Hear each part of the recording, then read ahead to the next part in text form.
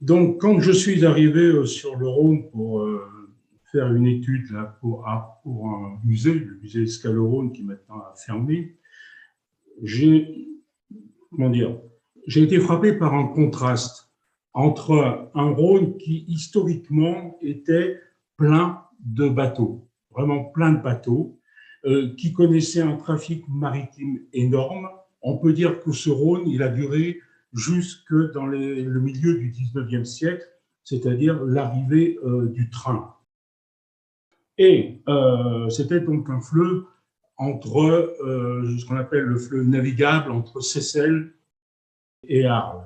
Et donc, il y avait énormément de bateaux. Pour vous donner une idée très rapide, sur le Haut-Rhône, donc le Haut-Rhône, c'est ce que les géographes appellent le Haut-Rhône, c'est entre grosso modo Genève et Lyon. Il s'était construit entre le Moyen-Âge et la fin du XVIIIe siècle à peu 47 types de bateaux. Donc, vous voyez l'influence commerciale que pouvait avoir le Haut-Rhône. Je rappelle que le dernier bateau en bois construit est une savoyarde. Alors, les savoyardes, ce sont des très longs bateaux d'une vingtaine de mètres qui peuvent charger 400 tonnes.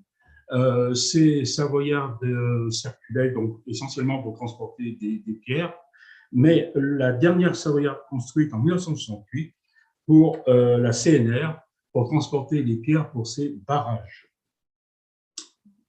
La deuxième partie du contraste, c'est quand on se promène, comme je l'ai fait moi pour le musée sur le Haut-Rhône, je me suis aperçu que, pour revenir à notre sujet de conférence, eh ben, que le Rhône était vide, complètement vide. Il n'y avait plus rien en navigation commerciale, rien en navigation passagère, et il faut simplement mentionner, on peut mentionner plus bas entre Lyon et la Méditerranée, mais le fret, au dire des spécialistes, est relativement faible.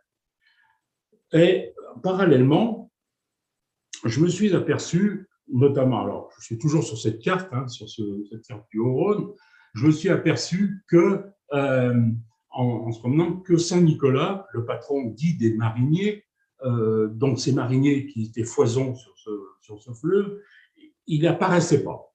Il était invisible. Il était sur les monuments publics. Il y avait bien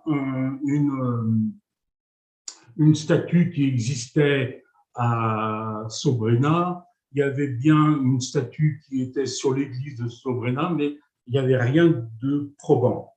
Donc, au fleuve vide d'aujourd'hui, que je voyais devant moi, il correspondait à une sorte de vide de statuaire de Saint-Nicolas. D'où l'idée avec Nicolas Millet de dire mais où est-ce qu'il faut aller les chercher. Donc, ce que j'ai fait, c'est que j'ai exploré village par village, église par église, où se trouvaient les statues pour évaluer un peu ce qu'il y avait eu une présence sur ce Rhône.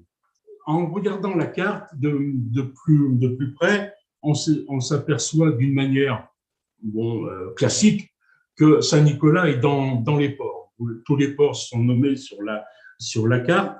Les ports sur le Haut-Rhône, c'est simplement un bac à traille qui traverse le Rhône, qui est lié à un pré plutôt en pente pour arrêter les bateaux, car il faut dire que le commerce jusqu'au 19e siècle, donc, ce commerce était plutôt en descente, ce qu'on appelle, c'est-à-dire du nord vers le sud. Donc, certes, le Saint-Nicolas, il est bien dans les ports.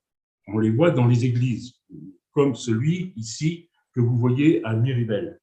Mais le Saint-Nicolas, il n'est pas sur la rive, il est sur la berge, c'est-à-dire toujours à une distance raisonnable, je dirais à quai sec, du fleuve. Il ne subit pas les inondations. Et je me suis aperçu très rapidement que que les églises, par exemple, je prends l'exemple de Sobrena, mais on pourrait en prendre d'autres sur le Rhône. l'église ou la chapelle ou l'oratoire était situé toujours au carrefour entre le chemin terrestre, un chemin terrestre, en général qui arrivait du nord, et le chemin que Claudel appelle le chemin qui court, puisqu'il l'appelle comme ça le fleuve Rhône, et qu'en fait, Saint-Nicolas s'adressait aussi bien à ceux qui marchent, aux piétons ou aux charrettes, etc., qu'à ceux qui s'embarquent sur un bateau. Et là, ça renvoie déjà à une position historique très connue, puisque Saint-Nicolas arrive de l'église byzantine, mais ça, on y reviendra. Chez les Byzantins, Saint-Nicolas n'était pas le patron des mariniers. Il était plus exactement le patron des personnes en situation de fragilité, c'est-à-dire les piétons, les voyageurs par mer, mais aussi, plus tard, parallèlement, les prisonniers, les petits-enfants, les veuves, etc., etc., tous ceux qui sont en situation difficile. Donc, on a sur le Rhône bien cette position géographique, si vous voulez, de ce Saint-Nicolas qui reflète ce patronage. J'arrive au Saint-Nicolas de Miribel, et ce Nicolas de Miribel est très intéressant. C'est le plus grand Saint-Nicolas qu'on a trouvé sur le Rhône. Du pied au bout de sa crosse, il fait 1,85 m, il est en bois, il est du 18e, enfin avec un point d'interrogation, peut-être du 17e. Miribel était une place. Alors, il est dans une église qui est très éloignée du Rhône, mais Miribel était une place, un port important sur ce Rhône, et notamment pour la fabrication des cordages de bateaux.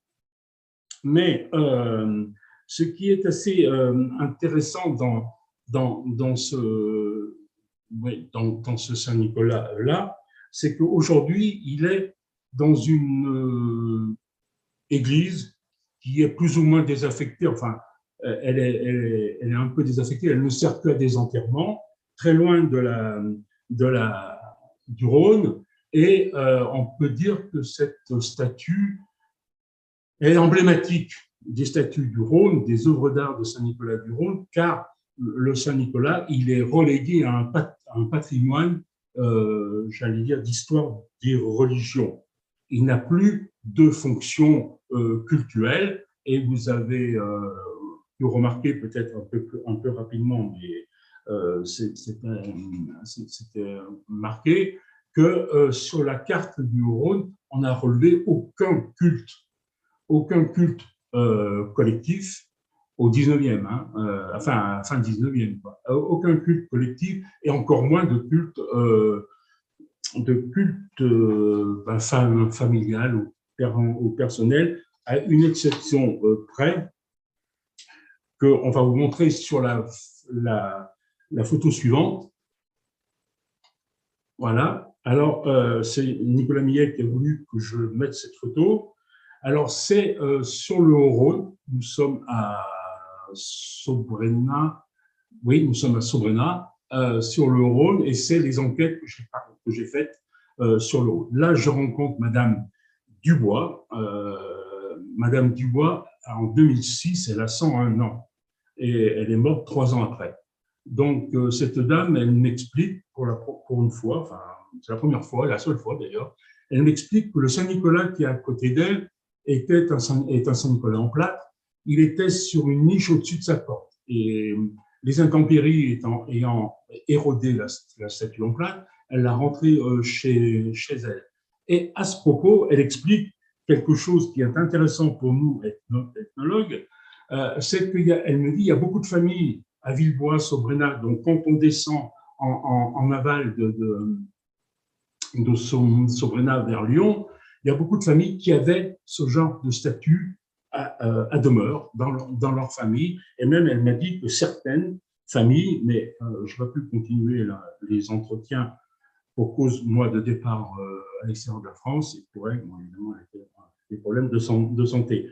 Mais elle m'a dit que beaucoup de familles mettaient ce Saint-Nicolas en plâtre le jour de la fête de Saint-Nicolas, pour le repas familial. Donc, ce qui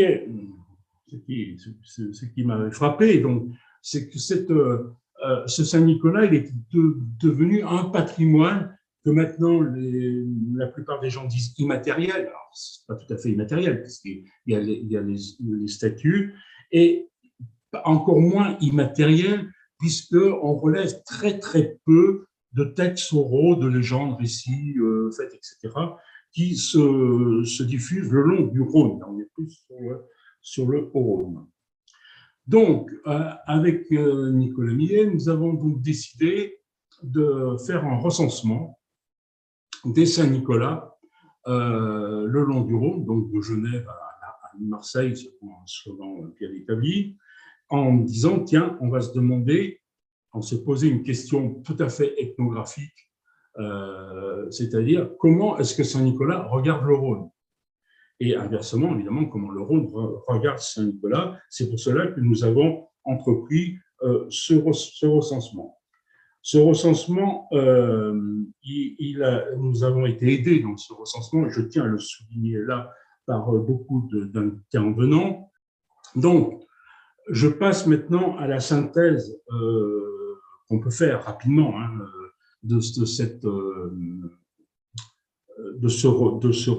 recensement. Donc, on a pu voir, moi j'ai collecté 77 pièces de mobilier de Saint-Nicolas qui se répartissaient en 60 lieux le long du Rhône. Le recensement, il faut faire attention, je ne m'étendrai pas là-dessus, j'insiste quand même, c'est une photographie de ce patrimoine immobilier donc en 2000, on a fait ça en 2019-2020. Ça ne peut pas aller au-delà, ça ne préjuge pas de l'abondance qu'il pourrait y avoir dans les siècles passés, les siècles précédents, ni d'un mobilier qui peut se renouveler maintenant. Je cite qu'un seul exemple, c'est l'exemple des bannières. Les bannières à Saint-Nicolas, on en a retrouvé 3 ou 4, mais les bannières, on sait qu'elles ont connu un sort un peu, comment dire, un peu triste après Vatican II. Beaucoup de bannières ont été rangées et les tissus sont tombés en poussière et donc elles ont été jetées. La bannière est un objet très volatile et qu'on n'arrive pas à contrôler l'importance dans les cultes. Alors, dans cette synthèse, on a, comme je le disais, peu de Saint-Nicolas qui apparaissent à l'extérieur des églises.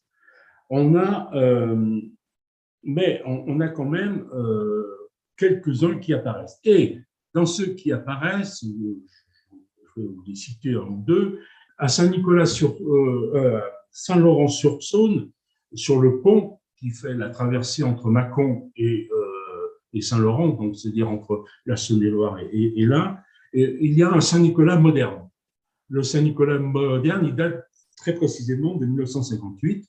Il a été sculpté par Monsieur Bateau, ça ne s'invente pas, et il trône encore actuellement sur le pont. Ce Saint-Nicolas présente, bon, il est en pierre, etc. Ce Saint-Nicolas présente une particularité, c'est qu'il tient à la main une croix, une ancre. Il n'a pas de crosse, il tient une ancre marine, et non pas fluviale, c'est-à-dire une énorme ancre, celle qui sert à déterminer chez les saints leur instrument de martyr. Souvent, les saints ont eu une ancre attachée au cou et jetée à l'eau. Là, ce Saint-Nicolas, il a une croix donc marine, donc on se dit, tiens, c'est intéressant. Alors, premier intérêt, c'est qu'on se rend compte, même à l'heure actuelle, que l'artiste, il a toute une liberté d'interprétation sur les statues qu'il va falloir tenir compte quand on va interpréter les œuvres beaucoup plus anciennes. Et la deuxième chose, et je veux simplement vous montrer l'intérêt quand même l'intérêt de notre recherche, c'est que on a attendez, je m'aperçois qu'on a à gauche le Saint-Nicolas, mais ce n'est pas le Saint-Nicolas nouveau. Enfin bref, on voit le Saint-Nicolas avec la croix marine.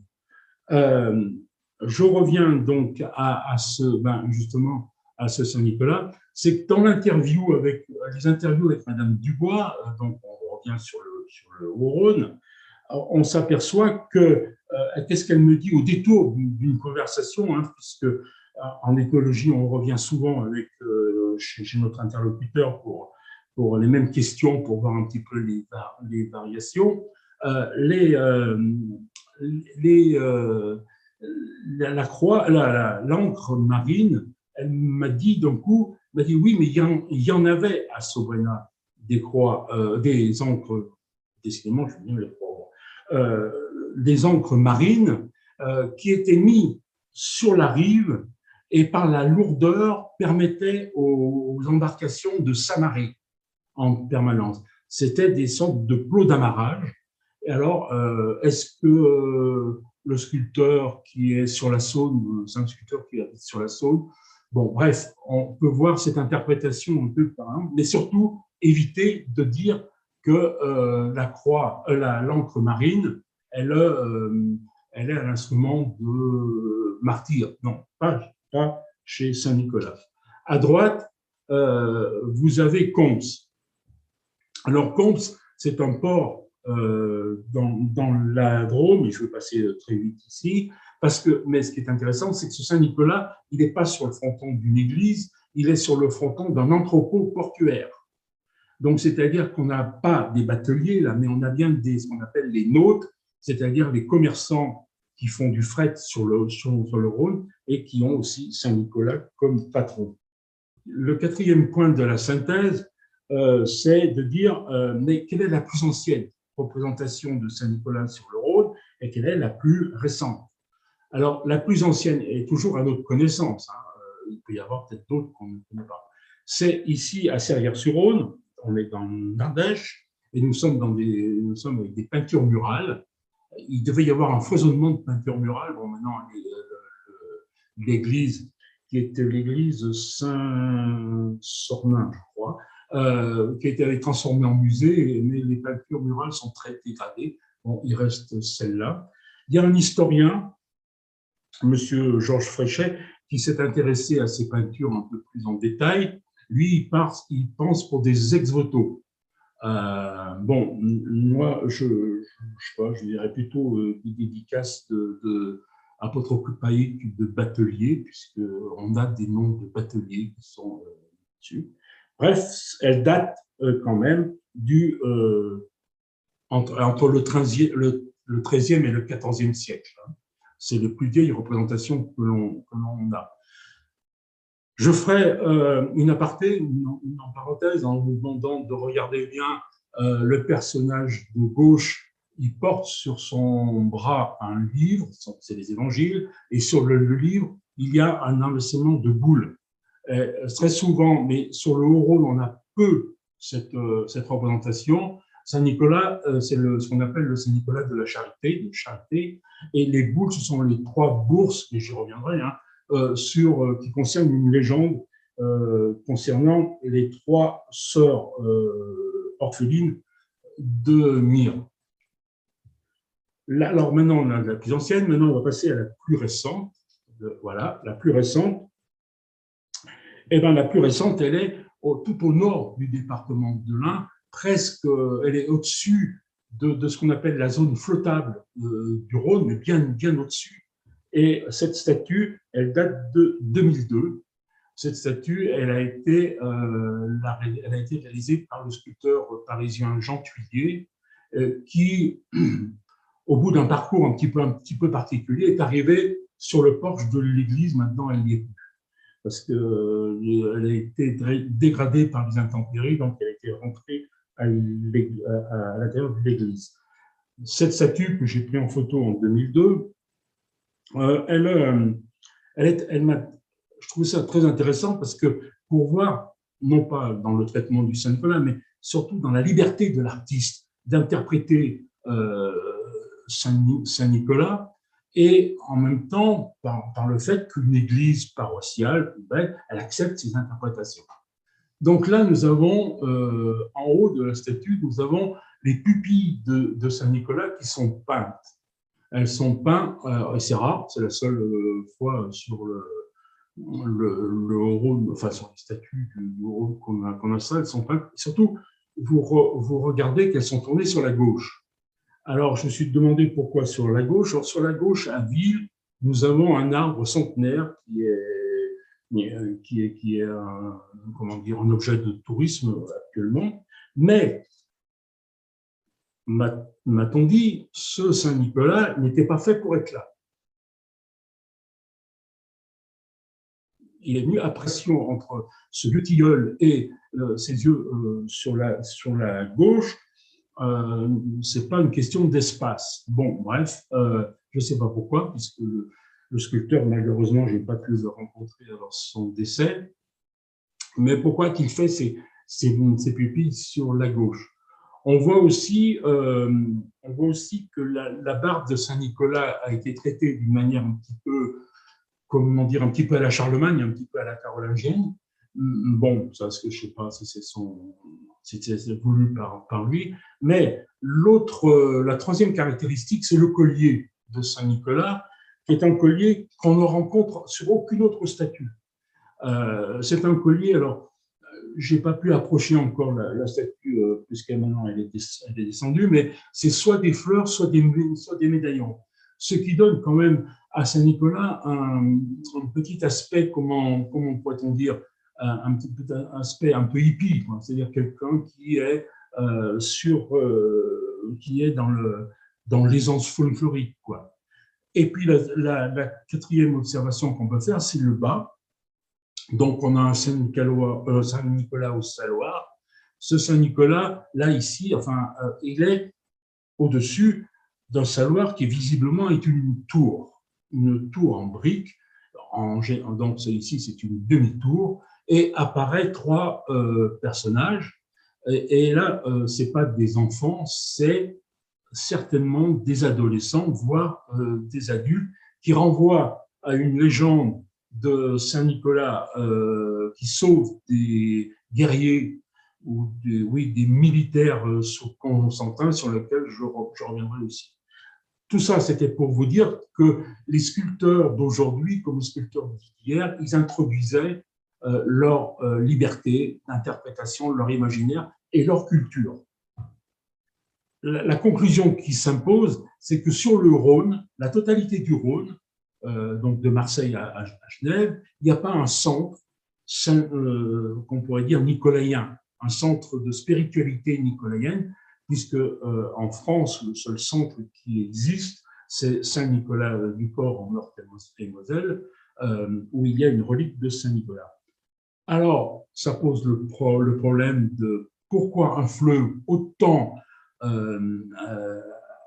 pratiqué par des générations et des générations de bateliers, des bateaux, etc., des frères, etc., il n'a pas eu de centre spirituel de Nicolas, tout simplement, c'est parce qu'il n'y avait pas de relique. Et ce qui est étonnant, c'est que, enfin, étonnant, mais je ne le traiterai pas ici, c'est un point d'histoire, il faudra peut-être voir, pourquoi, par exemple, est-ce que la papauté d'Avignon n'a pas créé ce centre alors que Saint-Nicolas est un grand saint de la chrétienté.